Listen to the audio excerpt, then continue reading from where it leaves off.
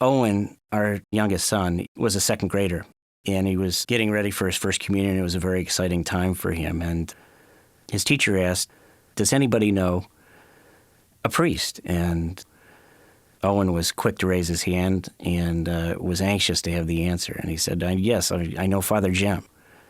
And Mrs. Kelly asked, "Well, what's Father Jim like?" And Owen said, "Father Jim likes a lime with his Corona."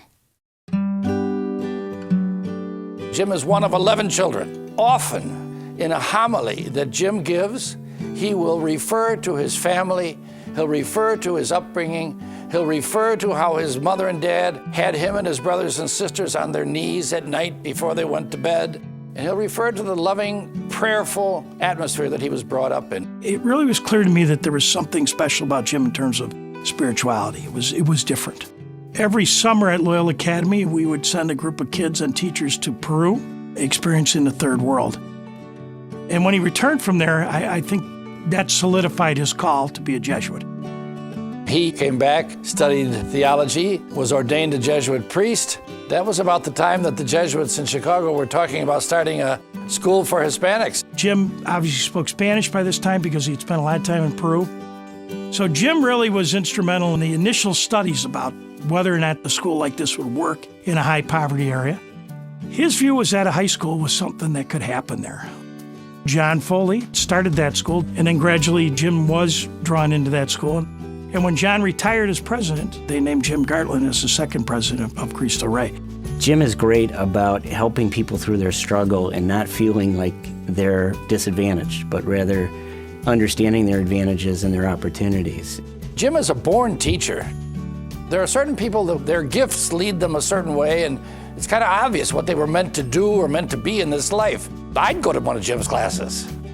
Jim, honestly, has been part of creating a national movement of schools. Presently, 6,500 students are involved. The college success rate of those students is well beyond the typical college success rate of an urban student.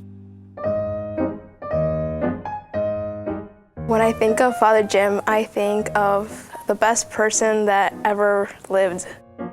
He runs like 7 miles like every morning. I talk to him like every day when we have lunch.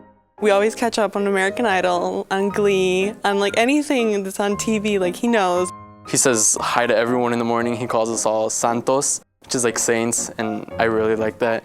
He respects us, and we respect him. He shows so much dedication to this school. He's taught me a lot of things, but most of all, I think I'm gonna get his commitment to the community. Because he gives Mass in a way that we all understand and connects it to us in any way possible.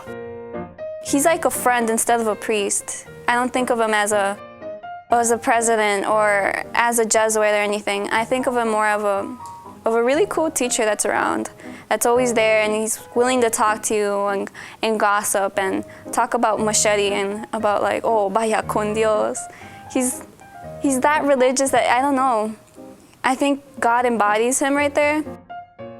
And he's such a great man.